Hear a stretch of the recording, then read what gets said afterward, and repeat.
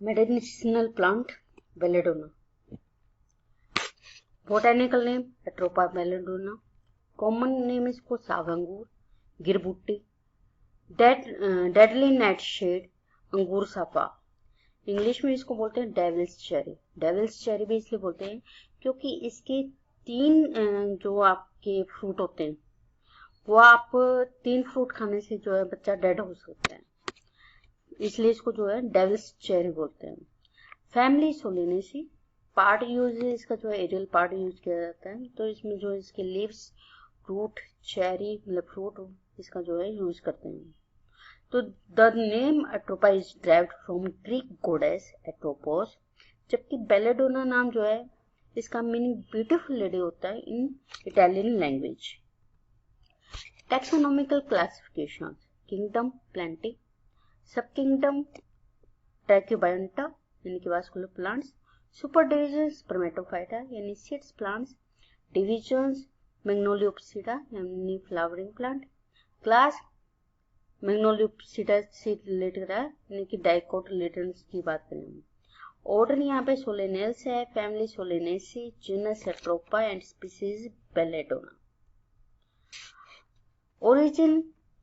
इसका ओरिजिन जो है नेटिव टू सेंट्रल और सदर्न यूरोप और नॉर्थ अमेरिका माना जाता है, लेकिन इसको जो है वेस्ट एशिया या माइनर एशिया में भी काउंट करते हैं. वर्ल्ड में ये यूएसए, जहाँ पे हम ओहियो कैलिफोर्निया की बात करें, यूरोप, इंडिया, पेनिनसुला में, इंडिया में ये कश्मीर में और यूपी में होता है. तो इंडिया में जो वाइल्ड प्लांट होता है उसको बोलते हैं टोपा अक्यूमुनाटा स्पीसीज है ये, तो इसको बोलते हैं Indian belladonna. Botanical description. Plant जो है इरेक्ट है, ब्रांच्ड है, पेरिनियल हर्ब है with creeping root stocks.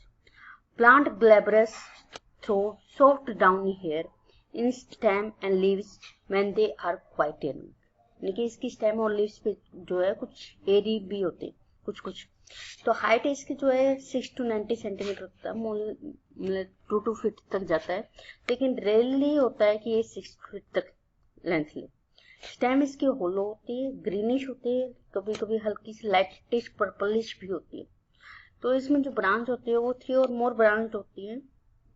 Root इसकी thick, flashy, whitish, branched, about 6 inch long और मोर. लीव्स इसकी होती है सिंपल, डल, अल्टरनेट, जैसे कि इस पिक्स में आपको दिख रही है, एंड ब्रॉडली ओवेट शेप. ये आपकी लीव्स की शेप देखिए. येलो और brownish green, narrow at both hand. इसकी लेंथ जो होती है 5 to 25 सेंटीमीटर होती है, जबकि विड्थ जो होती है आपकी 2.5 to 12 सेंटीमीटर हो सकती है. स्लाइटली हेरी होती है. पेटियोल इसका 4 सेंटीमीटर लेंथ होता है. Acute at apex, arrange in pair on upper stem, each pair with large और स्मॉल लीव्स होती है. फ्लावर की बात करते हैं तो फ्लावर जो इसका बेल शेप का होता है, मोस्टली ये पर्पलिश होता है लेकिन हल्का सा येलो बेस पे होता है, जैसे कि आपको पिक्स में भी दिख रहा है. 2.5 सेंटीमीटर लॉन्ग होता है एंड 1.2 सेंटीमीटर वाइड होता है. Borne singly upon short, drooping pedicles arise in the axils of the pairs of leaves. Corolla जो इसमें होता है पेनिलेट होता है. कैलिक्स में 5 lobed होते हैं. Stamens 5 epipetalous. ओवरी सुपीरियर होती है, बाइलोकुलर होती है विद न्यूमरस ओव्यूल्स, और इसमें जो प्लेसेंटा होता है वो एक्साइल होता है. फ्लावरिंग टाइम जो होता है जून टू अर्लियर सितंबर होता है. फ्रूट की बात करते हैं तो फ्रूट इसका जो है बेरी टाइप होता है, जो कि ग्रीनिश स्टार्टिंग में होता है, बाद में ये जो है डार्क पर्पलिश ब्लैक कलर का हो जाता है. इसमें जो है डार्क इंक जूसी फ्रूट होता है. ये 5 cleft calyx spread around the base, जैसे कि आप ये ब्लैक के अराउंड देख रहे हो कि आपके 5 कैलिक्स जो है स्प्रेड है इसके बेस पे और स्वीट होता है. तो डिस्पर्सल ये एनिमल के द्वारा डिस्पर्स होता है. जो एनिमल इसको कंज्यूम करते हैं वही इसको डिस्पर्स करते हैं. हालांकि ये चाहे काफी टॉक्सिक ही क्यों ना, क्योंकि इसमें टॉक्सिक एल्कलॉइड्स प्रेजेंट होते हैं. कल्टीवेशन की बात करते हैं तो ये जो हिल एरिया पे भी और प्लेन एरिया दोनों पे ही कल्टीवेट कर सकते हैं इसको। तो कल्टीवेशन की जब हम बात करते हैं तो स्लोप ऑफ हिल्स पे जो कि गुड रिजल्ट देता है कि हाई परसेंटेज ऑफ एल्केलॉइड्स उसमें प्रेजेंट हो। तो हम जब डिफरेंट स्पीसीज की बात करते हैं तो ये 50 degree to 55 degree north latitude और 300 टू 600 फीट एल्टीट्यूड पे ये ग्रो कर जाता है। तो मोस्टली इसको जो है एडिक्वेट शेड दी जाती है स्टार्टिंग में, बाद में जब एल्केलॉइड फॉर्मेशन होते हैं तो सन होना जरूरी है। रेनफॉल इसकी जो है वेरी करते हैं फ्रॉम 150 टू 250 सेंटीमीटर। सोयल जो है लाइट होनी चाहिए, वेल ड्रेन्ड, वेल लाइम्ड और loamy, in full sun and और part shade, permeable and chalky soil is most suitable for the crop. The soil should be kept in moist all time. यानी कि हमेशा moisture उसमें रहना चाहिए। It contain decomposed humus and good quality of minerals, potash and soda. तो यानी कि fertiliser भी ऐसे डालने चाहिए जिसमें पोटाश और सोडा प्रेजेंट हो। pH जो है 6.5 टू 7.8 होना चाहिए। टेम्परेचर जो है 28 डिग्री टू 40 डिग्री तक चल सकता है, क्योंकि जब इसकी हार्वेस्टिंग करते हैं तो उस टाइम जो है हाई टेम्परेचर और बेटर है। शोइंग सीजन जो इसका वार्मिश होता है और उस टाइम जो है शेडी प्लेस में किया जाता है शोइंग। प्रोपेगेशन बाय सीड्स होते हैं, तो सीड्स जो होते हैं पहले उबले हुए पानी में भिगो दिया जाता है। देन उसके बाद दूसरी है इसकी प्रोपेगेशन बाय कटिंग की जाती है of green branch tips. Germination time इसका 4 से 6 वीक्स होता है। सीडलिंग प्लांटेशन जो है की जाती है well drained moist calcareous and loamy soil में during April. Seedling space and cares, ये करीबन जब 18 से 20 इंच का प्लांट सीडलिंग हो जाता है तो इसको जो है आप फील्ड में इसको जो है डाल बोते हैं, शोइंग करते हैं। तो उसके बाद जो है इसमें वाटर दिया जाता है ताकि जो रूट्स होती हैं वो आपकी सोइल के अंदर अच्छे से सोइल के अंदर जो है आपकी आराम से अडेप्ट हो जाए। और जब तक और इसको जो है जब हम सीडलिंग को ट्रांसप्लांट करते हैं तो उस टाइम जो है सीडी एरिया होना चाहिए। टाइम टू टाइम जो है इसकी वीड्स रिमूव करते रहना चाहिए। फर्टिलाइजर एंड मैन्योर, फर्टिलाइजर जो है मोस्टली हम जो फार्म यार्ड मैन्योर करते हैं, कई बार mixture of nitrate of soda और बेस डाला जाता है। इसके अलावा बेसिक स्लैग एंड केनाइट्स डालते हैं। तो जो प्लांट जो होते हैं most luxurious forming bushy habitat in the shade of trees on woody hills on chalk और लाइमस्टोन। जबकि अगर प्लांट को एक्सेस अमाउंट में हम सन में कर देते हैं तो ये जो है आपके एल्कोहल की कंसंट्रेशन कम कर देता है। Water clogging is also harmful for the plant. तो कई बार क्या होता है कि बेलेडोना में जो फंगस का अटैक हो जाता है, that fungus is called the Phytophthora belladonna. तो ऐसे प्लांट को जो होता है डिग करके सोइल से निकाल लेते हैं, ब्रंट कर देते हैं ताकि फर्दर इन्फेक्शन ना हो। इरिगेशन जो है सीडलिंग ट्रांसप्लांटेशन के टाइम करना चाहिए। उसके बाद जो है 15 से 20 डे के इंटरवल में करते रहना चाहिए और मॉइस्चर जो है हल्का हल्का उसमें हमेशा रहना चाहिए। Harvesting, leaves and tops are collected during the flowering season when alkaloid concentration vary from 0.9 to 1.23%. Leaves जो है ड्राई करनी चाहिए आर्टिफिशियल हीट में for few days and then pulverized. इसके बाद जो एल्केलॉइड जो होते हैं एक्सट्रैक्ट किए जाते हैं by the help of the solvent. तो जब हम हार्वेस्टिंग की बात करते हैं तो पहले साल जो उसकी लीव्स जो होती है कलेक्ट की जाती है in dry weather in late summer.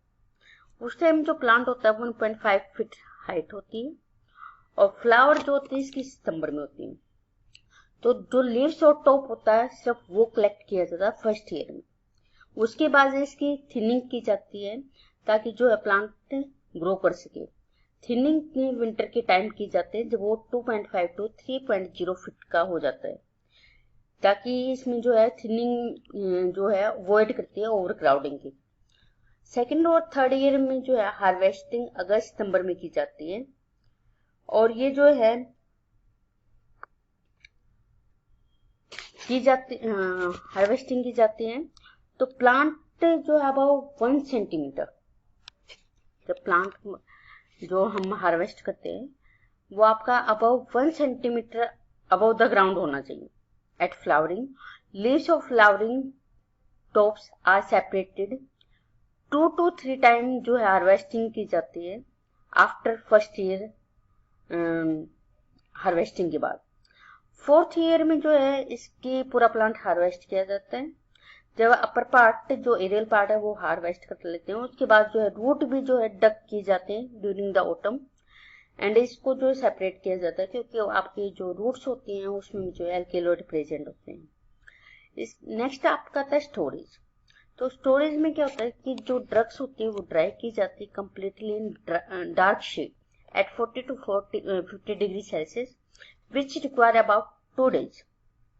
इसके अलावा जो प्लांट पार्ट होते हैं वो हार्वेस्ट करने के बाद ड्राई किए जाते हैं in sun as if dead leaves and plant parts, जो जिसमें कुछ स्मॉल अमाउंट में एल्केलॉइड्स प्रेजेंट होते हैं। Completely dry drugs composed and liquid ammonia. It is stored in airtight container and protect from the light and the moisture. Yield की बात करते हैं तो जो plant grow in Sunny and dry season वो आपका अच्छा खासा जो है आपके हाई परसेंटेज ऑफ एल्केलॉइड होते हैं। The greatest loss of plant is in the wet winters. मई और जून जब हम कंपैरिजन किया गया तो मई और जून के दौरान जब सनी और ड्राई सीजन था तो उसमें 0.68% एल्केलॉइड मिले, जबकि अगर उसी टाइम दूसरे प्लांट को सनलाइट नहीं दी गई यानी कम सनलाइट दी गई तो उसमें डिक्रीज हो गया एल्केलॉइड परसेंट, दैट इज 0.34%। अगस्त और सितंबर जब वेट सीजन था तो एल्केलॉइड की परसेंटेज 0.5 to 0.38% रह गई। तो soil treat with basic slag उसमें भी हाई कंसेंट्रेशन ऑफ एल्केलॉइड पाया गया in dry leaves and stem. तो फर्स्ट ईयर जब हम यील्ड की बात कर रहे हैं तो 6 quintal per hectare dry leaves मिली। सेकंड और थर्ड ईयर में जो average crop of fresh herb है वो 5 to 6 ton per hectare and 5 tons of fresh leaves and top yield 1 ton of dry herbs. Chemical constituent and drugs. Drugs consist of dry leaves and other aerial parts. About 13 alkaloids from root and above ground part of the plants develop 7 alkaloids, जिसमें हाइग्रेन जो है absent था. Scopolamine synthesized in root only, but nor hyoscyamine frequently found in shoot, while hyoscyamine N-oxide was found in various part of the plant. तो alkaloids की जब हम बात करते हैं तो एल्केलॉइड में tropines, atropines, apoatropines, scopolamine, belladonnine, noratropine, hyoscyamine, norhyoscyamine, 6-बीटा हाइड्रोक्सी हायोसायोमिन एंड स्कोपोलामाइन, ये आपकी जो है स्कोपोलर रिपीटेशन में हो गया, तो ये आपके एल्केलॉइड जो है पाए गए। ट्रोपेन एल्केलॉइड्स में जब हम परसेंटेज देखते हैं तो ये 0.2 to 0.5% जो है आपके एल्केलॉइड्स थे, जिसमें आपका हायोसाइमिन जो है 90% था, जबकि डीएल हायोसाइमिन जो है ट्रोपाइन आपकी कुछ एक परसेंटेज में पाया गया। स्कोपोलामाइन जो है 10% के करीब था। एपोएट्रोपाइन एंड बेलेडोनाइन भी उसमें प्रेजेंट था। Uses as a mydriatic dilation of focus, antispasmodic, a drug that counteract as stun, violent, involuntary muscular contractions, anti-muscarinic effect, act peripherally to produce parasympathetic inhibitions, anti-sial agoge, a drug that arrests the flow of excess of saliva, cerebral sedative, reduce excitement, diuretic, narcotic, sedative, antispasmodic, etc. It also used to cure headache, menstrual symptoms, peptic ulcer disease, histaminic reactions, inflammations and motion sickness. इसका ornament जो है use किया जाता है relieve joint pain, rheumatism जिसे कहते हैं, leg pain, स्काइटिका जिसे कहते हैं, एंड नर्व पेन जिसे हम कहते हैं न्यूरलगिया. It is also antidote to opium and used for the snake bite. It is used in cigarette for relief asthma. It is used for brain action and urinary bladder disorder. It is also used as sedative to stop bronchial spasm in asthma and whooping cough, and as a cold and hay fever. It is also used for the Parkinson's disease pain and as a painkiller. It also used in plasters treating psychiatric disorder, hyperkinesis, excessive sweating, hyperhidrosis, and hemorrhoids, suppositories. It is also used as an analgesic and emetic against different types of disease and alimentary disease.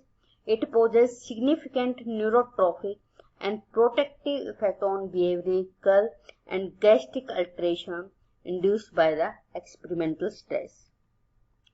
तो atropine और जो हायोसाइमिनिस में जो आपके एल्किलोइड्स होते हैं वो use किए जाते हैं to check excessive perspiration, stimulate circulation, relieve local pain, to counteract muscle spasm. Belladonna जो आपका यूज किया जाता है वो एक्सटर्नली टू रिलीव पेन के लिए, internally to check excessive perspiration and whooping cough के लिए किया जाता है. स्कोपोलामाइन जो होता है यूज करते हैं as a narcotic, anti insomniatic and anaesthetic. Scopolamine और मॉर्फिन अगर इन दोनों को यूज करते हैं तो to induce twilight sleeping. Indian belladonna जो है act as a antispasmodic in intestinal and colic disorder किया जाता है. इसके जो है एडवर्स इफेक्ट भी होते हैं. इसकी रूट जो होती है, इसकी रूट, लीव्स, बेरीज और फ्रूट, मतलब कि फ्रूट ही इसकी बेरीज है, ये ऑल पॉइजनस होते हैं. तो 3 berries is sufficient to kill a child. It may cause minor visual distortion and other adverse effects, such as the enlarged pupils, blurred visions, red dry skin, fever, inability to sweat, hallucination, spasms, mental problem, fast heartbeat, constipation, esophageal reflux, coma and कन्वुल्सन. इसके अलावा जो leaves, berries और root है वो extreme toxic होती है, जैसे कि आपको ऑलरेडी बताया. तो उसमें जो ट्रोपिन एल्किलोइड्स होता है जिसमें स्कोपोलामाइन और हायोसाइमिन जो होते हैं आपके एल्किलोइड वो काज करते हैं बिजार्ड, डेलिरियम, साइकोसिस, induce blockage of body nerve system, gastrointestinal blockage, urinary retention, paralytic ileus, atony and stenosis. इसलिए जब भी आप एट्रोपा बेलेडोना का यूज करें तो इसकी लिमिटेड अमाउंट में और ध्यान से करना चाहिए, डाइट में. तो डॉक्टर से पूछ के ही इसका जो है यूज किया जाता है.